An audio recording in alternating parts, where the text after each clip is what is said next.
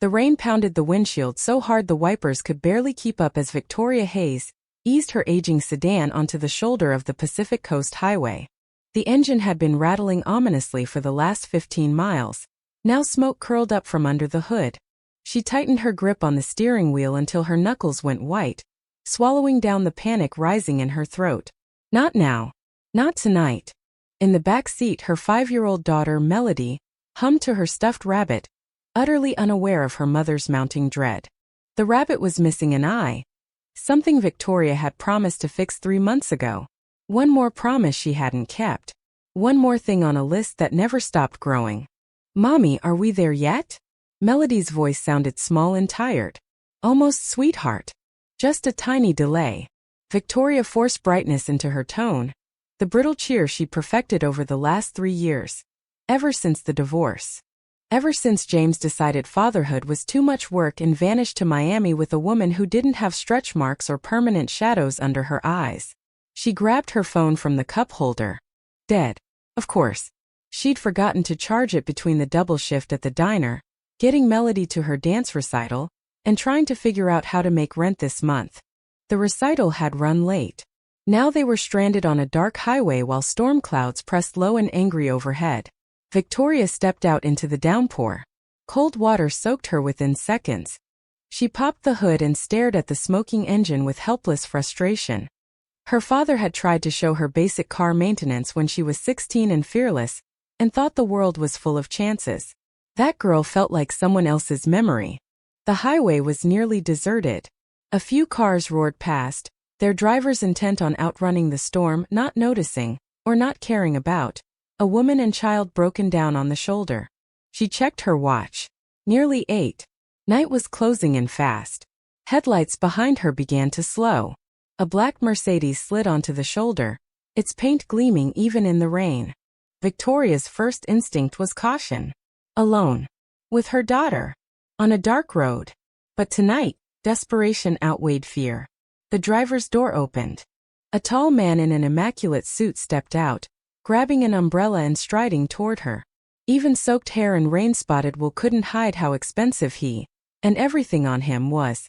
Car trouble. His voice was deep, controlled. The kind of voice that belonged in boardrooms and at the heads of tables. "The engine just died," Victoria said, pushing her wet hair back.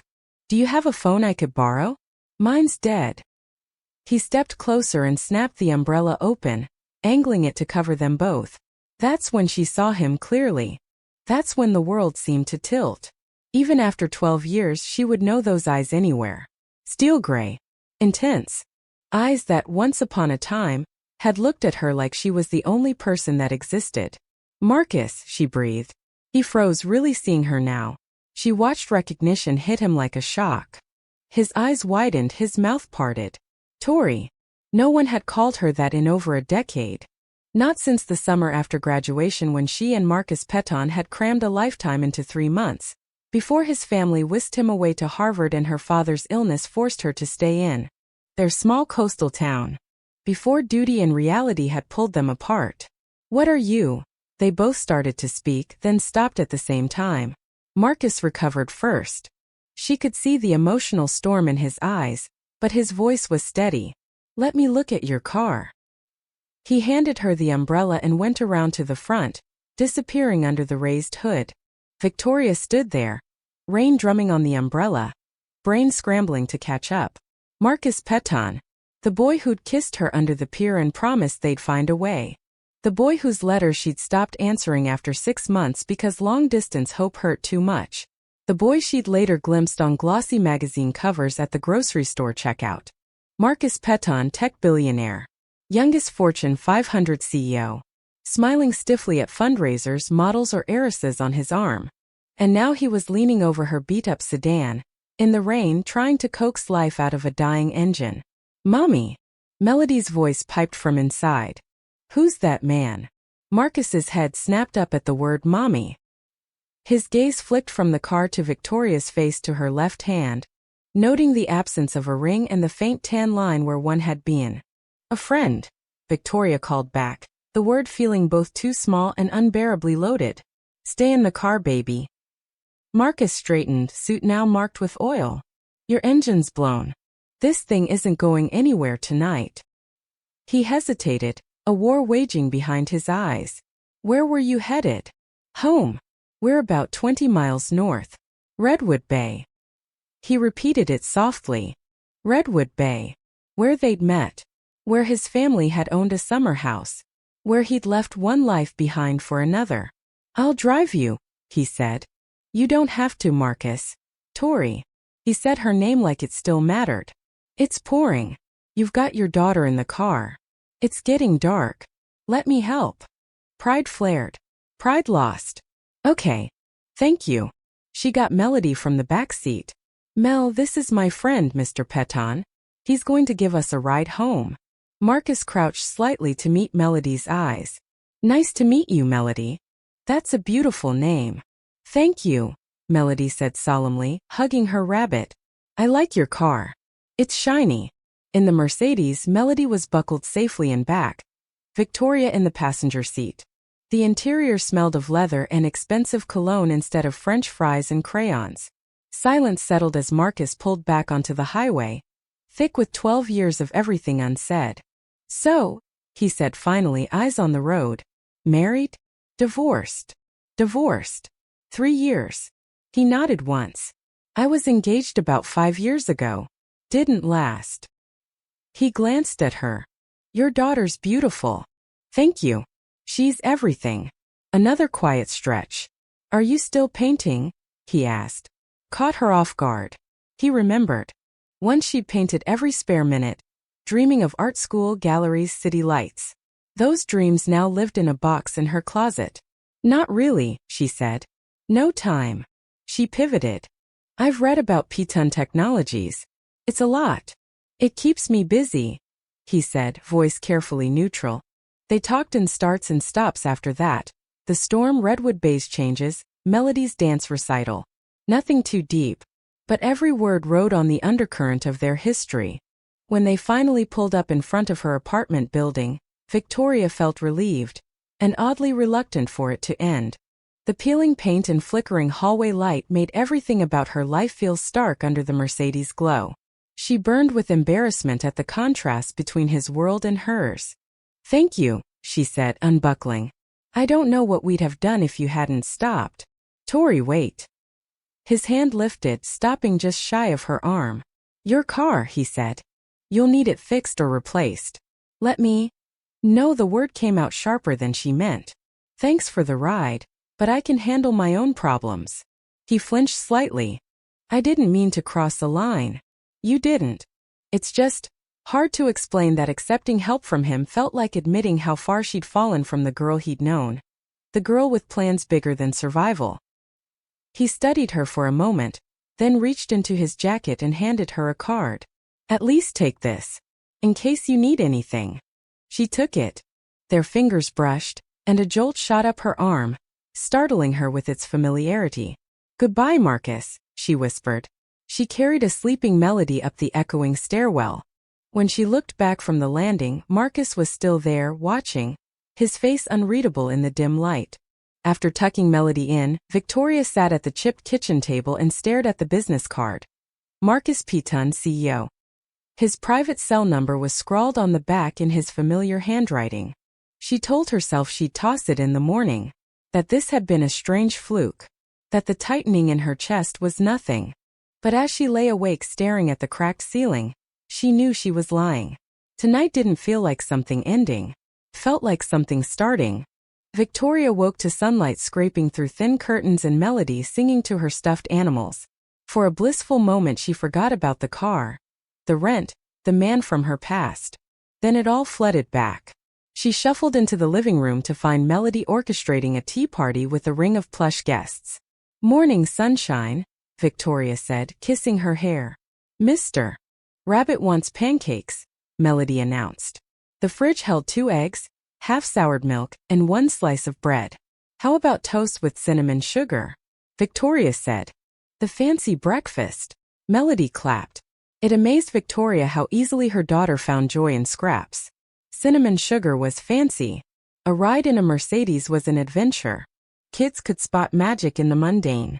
It was a talent adulthood had stripped from Victoria somewhere between her father's hospital stays and signing divorce papers. After breakfast, she called the diner to explain she'd be late. Car trouble. Rita was sympathetic but blunt. You've got till the lunch rush, Vic. I'm drowning as it is. Victoria hung up and eyed Marcus's card propped against the salt shaker. She'd promised herself she wouldn't call. She always figured out a way. Maybe she could borrow Mrs. Chin's car downstairs. Or juggle bus schedules, even if it meant adding an hour and a half to her commute. Her phone rang. Unknown number. Hello. Tori. It's Marcus. His voice slid through the line, familiar and unwelcome and something else. Hope I'm not calling too early. I wanted to make sure you and Melody got home okay. We're fine. Thanks again. She kept it polite, careful, distant. About your car, he continued. I had it towed to a mechanic I trust. Frank's Auto on Harbor. He's expecting you. Marcus, I told you I didn't need. I know what you told me. A pause. But I couldn't stop thinking about you two stranded on that highway. Just talk to Frank. Get an estimate. That's all. No strings. Marcus. Please. The word cracked some hardshell she'd built. Fine. I'll talk to him. But I mean it. I take care of myself. I've never doubted that, he said quietly. You were always the strongest person I knew. Memories crowded in as soon as they hung up. 17-year-old Marcus teaching her to skip stones. Marcus defending her paintings to his rich friends. Marcus holding her as she cried in the hospital lobby when her father first got sick. She shook her head. That was another lifetime. Frank's Auto was a 20-minute bus ride away, Melody chattering by her side. The shop was all grease and metal and the smell of oil. A man in stained coveralls looked up as they approached. You must be Victoria, he said, wiping his hands. Marcus said you'd be by. What's the verdict? She asked. Engine's completely shot. You're looking at about $3,000 for a replacement plus labor. With a car that old, he shook his head. You're better off putting that money into another vehicle. $3,000. Might as well have been $3 million. I understand, she said, voice tight. I'll figure something out. Marcus figured you'd say that. Frank reached into his pocket and handed her an envelope. He left this. Her stomach flipped. Inside was a check for $5,000 and a short note. Not charity. Back pay for all those English lit tutoring sessions. I never did thank you for getting me through senior year. She almost laughed. Marcus had graduated top of their class. He hadn't needed her tutoring. He'd needed an excuse to be alone with her. I can't take this, she said, handing the envelope back. Take it up with him, Frank said with a wry smile. All I know is he dropped your car here at 6 this morning. Drove 2 hours from the city to make sure it was handled right. Hasn't shut up about you since. He was here, she asked. Like a man on a mission. Back at her apartment, the check lay on the table between the salt and the unpaid power bill. Melody asked 3 times what was wrong before Victoria realized she was staring. She couldn't accept it. But she also couldn't ignore reality. She needed a car. She needed to work. She needed to feed her child. That night after Melody fell asleep, Victoria pulled a battered box from the back of her closet. Dried paints. Bent brushes. Blank canvases.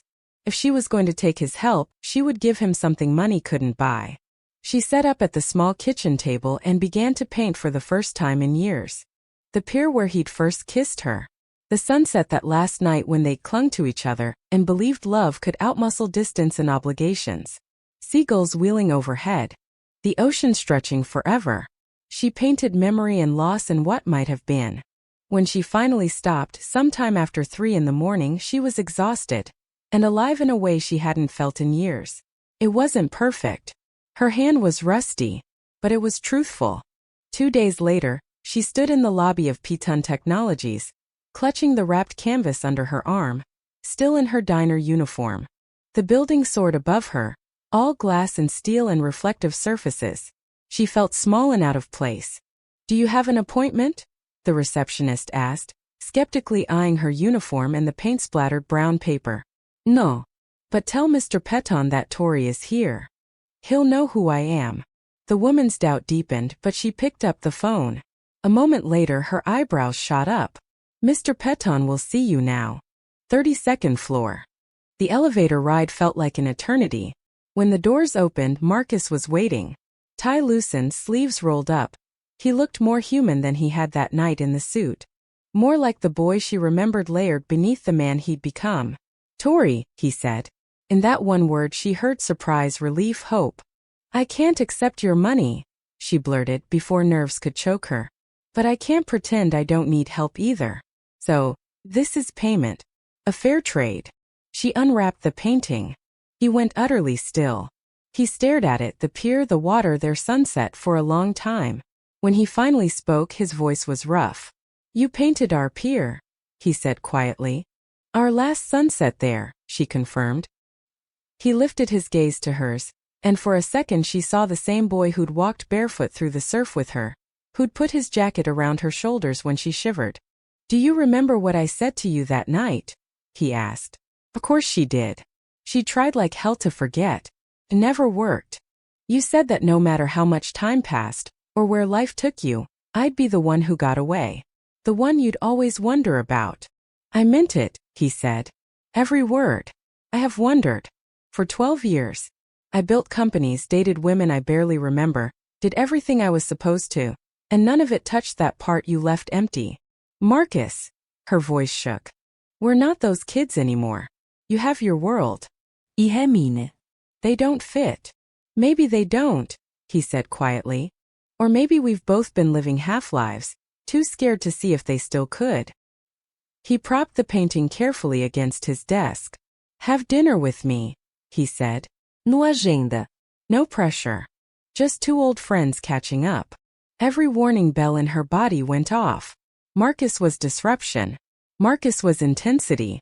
Marcus was everything she did not have room for. But beneath the fear, that long-buried voice whispered. What if? Just dinner, she managed. Just dinner, he promised. Friday night. 7. Little Italian place by my building. He smiled then, and for a heartbeat the years dropped away.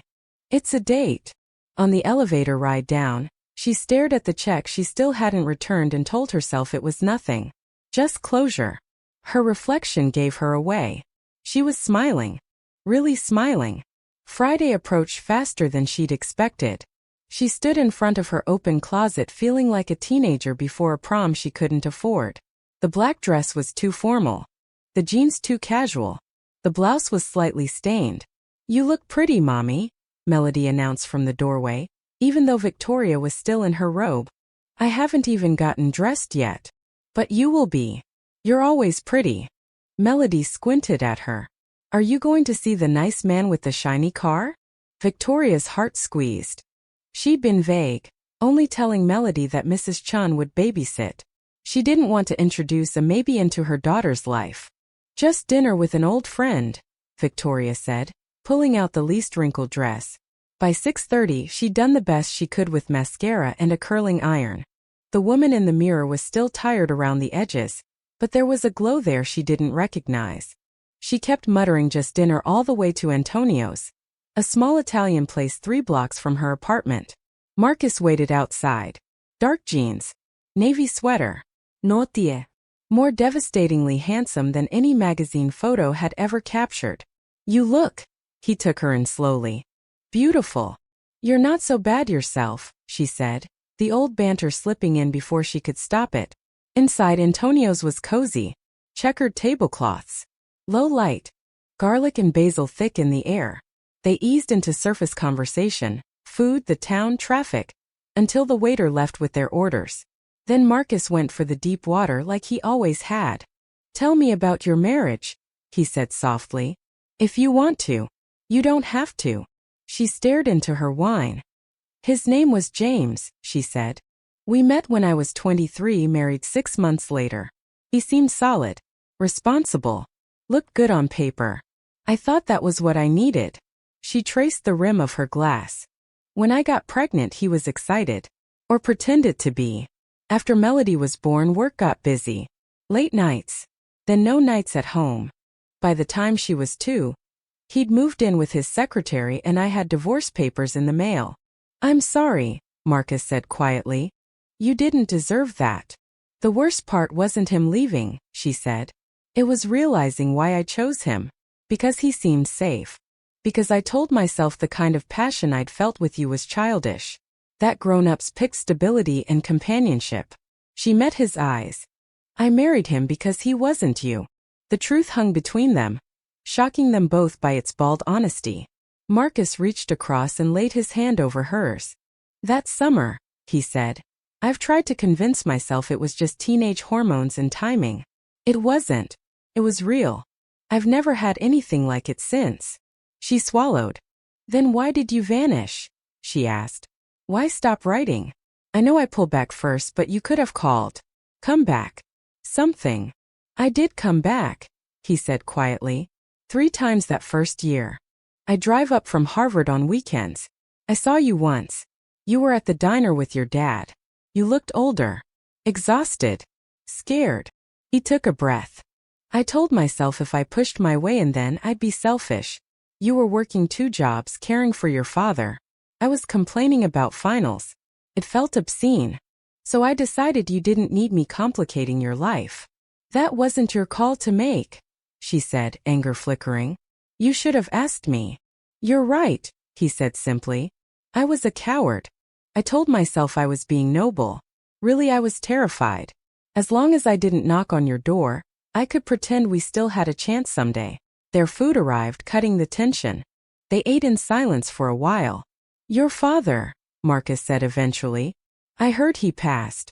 I wanted to come to the funeral. I didn't know if you'd even want me there. He died 6 years ago, Victoria said.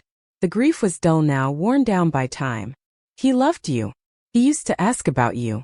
Said you were the one who got the best version of me before life hardened me. You're not hard, Marcus said. You're strong.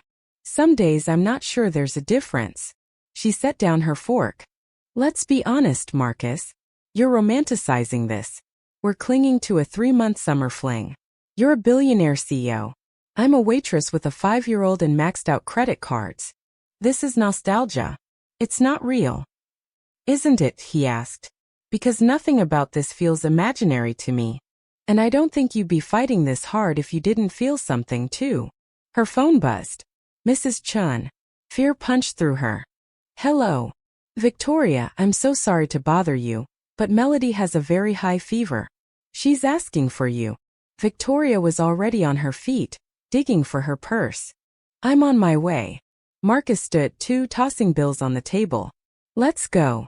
I'll drive. You don't have to. It'll be faster, he said. Come on. They made it to her building in 7 minutes. The second they opened the door, Victoria heard Melody's thin cry. Her daughter lay on the couch, cheeks flushed, skin burning. Victoria scooped her up, heart cracking. I'm here, baby. I'm here. Marcus was already dialing. Yes, this is Marcus Petun. I need Dr. Rachel Morrison to call me back. Pediatric emergency. He relayed Melody's symptoms calmly when the doctor called. Fever, lethargy, sore throat, Mrs. Chan had mentioned. Sounds like strep, he said, covering the receiver. She's calling in antibiotics and a fever reducer to the 24-hour pharmacy. We should get them in her now. She'll see Melody first thing in the morning. The pharmacy's 2 miles away, Victoria said. I can't leave her. I'll go, Marcus said immediately. Text me her weight. He was out the door before she could say anything else. You picked a good one this time, Mrs. Chun said quietly, patting Victoria's hand before she left. I've seen the way he looks at you. That's not how a man looks at an old friend. Alone, Victoria cradled Melody, wiping her forehead with a cool cloth, whispering nonsense comfort. This was her life. Always on the brink. Marcus returned 20 minutes later, pharmacy bag in hand, and a stuffed unicorn with a glittery horn. The pharmacist's kid swears by this one, he said, almost sheepish. Says it helps the medicine go down. Despite everything, Victoria smiled. While she coaxed the antibiotics into Melody, Marcus made the unicorn talk in a ridiculous voice until Melody gave a weak giggle. Unicorn says, time for bed, he said, tucking the toy beside her. She'll chase off the fever monsters. Will you be here when I wake up? Melody mumbled, already drifting. Marcus looked at Victoria. She nodded. I'll be here, he promised. They moved to the kitchen, leaving the bedroom door open. Victoria's hand shook as she poured coffee. Thank you, she said softly. For tonight. For all of it. Tori, Marcus said, his tone shifting. She turned to find him watching her, serious. Everything I said at dinner. I meant it. But there's something I didn't tell you. Something I should have years ago. Her stomach dropped. What? 5 years ago when I was engaged. Her name was Amanda Sterling. We dated 8 months. Everyone said she was perfect. We planned a huge wedding. He flexed his jaw. One weekend I was at my parents' house and found the box with your letters. I stayed up all night reading them. Remembering. He met her eyes. I realized I was about to marry someone I didn't love. Because I was still in love with someone I'd let walk away. What did you do? Called off the wedding 3 weeks before the date, he said. Blew up every expectation. Made my family furious. Her father pulled his investments. It cost me a lot. Why didn't you come find me then? She asked, voice barely above a whisper. Because I didn't know if you wanted to be found, he said. You might have remarried. Been happy. I didn't want to show up and rip open your life because I couldn't get over the past. So I buried myself in work and told myself I'd move on. He gave a humorless laugh. It never happened. Why are you telling me this now? She asked, though her heart already knew. Because after seeing you again on that highway, there's no pretending anymore, he said. I can't do casual. I can't be your old friend. I'm still in love with you, Tori. I have been for 12 years. I don't think that's going anywhere. The kitchen seemed to shrink around them. She wanted to say something, anything, but words jammed in her throat. A soft whimper from the bedroom saved her. She fled there, checking Melody's forehead. Cooler already. When she returned, Marcus stood by the window, silhouetted by the city glow. I should go, he said quietly. You both need rest. Marcus, wait. She gripped the back of a chair. I need time. To think. To figure out what this even means. He turned. For the first time she saw real fear in his eyes. Take whatever you need, he said. I've waited 12 years. I can wait a little longer. After he left, she sat on the worn couch and finally let the tears come. For the girl she'd been. For the choices she'd made. For all the years she'd spent convincing herself that safety mattered more than feeling anything at all. And for the terrifying truth inside her. She'd never stopped loving him either. The next 2 weeks were a strange in-between. Marcus kept his promise not to push. But his presence threaded through her days anyway. Dr. Morrison waived her fee for Melody's appointment. Already handled, she said with a small smile. A new car appeared in Victoria's parking spot. A practical late-model Honda. Not flashy. Reliable. A note dangled from the rearview mirror. Long-term loan. You need wheels. No strings. She wanted to storm into his office and throw the keys at him. She also couldn't get Melody to school or herself to work without it now that bus routes had been cut. So she used the car. And told herself it didn't mean anything. At the diner, Rita watched her fumble an order and refill the same salt shaker twice. You keep staring at your phone, her boss noted. So, who is he? It's complicated, Victoria muttered. Always is, Rita said. The only question is whether it's worth it. That night, after tucking Melody in and staring at the ceiling until her eyes ached, Victoria opened her laptop and typed Marcus Piton into the search bar. Article after article. Interviews. Event photos. A recent profile described him as visionary, relentless, brilliant. Halfway down the page, one line snagged her attention. When asked about his personal life, Piton's expression shudders. Business is simple, he says. Problems, solutions. Matters of the heart aren't so straightforward. Sometimes, by the time you figure out the solution, it's too late. She closed the laptop, pulse racing. She thought about all the years she'd spent picking safe men, safe options, safe nothing. About the message she was sending Melody about what love looked like, or didn't. The next morning she made a choice. She called Rita and used a sick day for the first time in 3 years. Then she dropped Melody off at kindergarten, got into the Honda that smelled faintly of new upholstery and Marcus cologne, and drove to the city. At the Piton Technologies reception desk, the same woman looked up. "I need to see Marcus," Victoria said. "No, I don't have an appointment." "Yes, it's important. Tell him Tori's here. And I'm not leaving." 5 minutes later, she was in the elevator again. Her heart hammered against her ribs. Marcus's assistant, a poised woman in her 40s, met her when the doors opened. "Miss Hayes?" "He's in a board meeting, but he asked me to bring you to his office. He said he'd wrap up in 10. She led Victoria down a hallway lined with abstract art. "Between us, I've never seen him cut a board meeting short." Marcus's office took Victoria's breath away.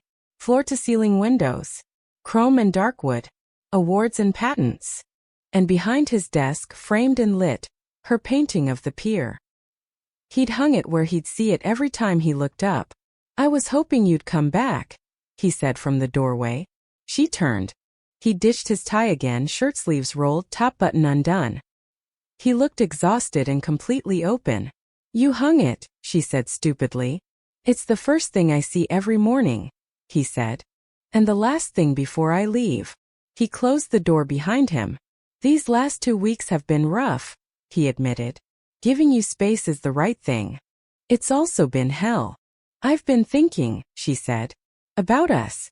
About why things ended the way they did. And about why I married James.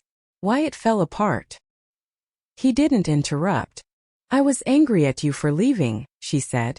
"For choosing your family's plan over us. But I also pushed you away first. I stopped answering your letters. It hurt too much to love you from a distance and watch you live a life I'd never have. So I married someone safe to punish myself for that. To prove I didn't need any of it." She took a shaky breath. "Safe didn't save me. It just made me smaller." She stepped closer. "I'm terrified, Marcus," she said bluntly.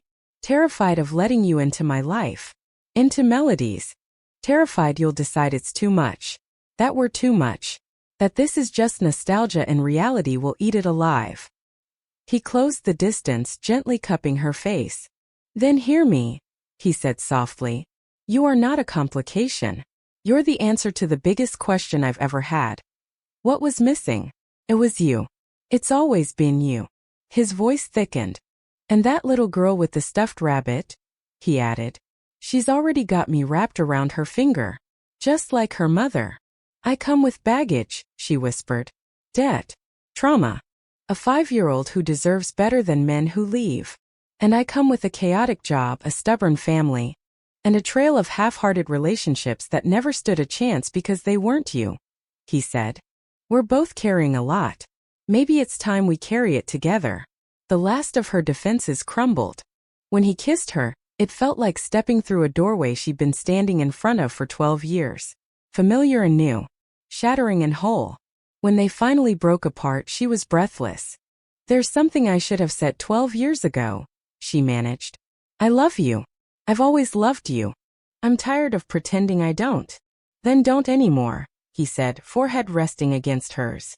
For the first time in years, she let herself imagine a future that wasn't built entirely around fear. They didn't rush. Marcus entered Melody's world gently. He showed up for dance recitals and school art shows. He learned the names of her stuffed animals. He answered her endless why questions with patience. On weekends, he took both of them to the beach. He taught Melody to skip stones off the pier, just like he had with Victoria. With his encouragement, and a studio he set up in a sunlit loft, he insisted was an investment, not charity. Victoria began painting seriously again. Her first gallery show sold out in 3 hours. Marcus watched from a corner, watching her soak up applause she'd earned long before he ever came back. Not everything was easy. Marcus's mother made her disdain very clear. Some of his colleagues muttered about distractions. Victoria struggled with accepting help, with believing she had the right to this new life. But they did what they hadn't managed at 17, they talked. They fought. They compromised. They showed up.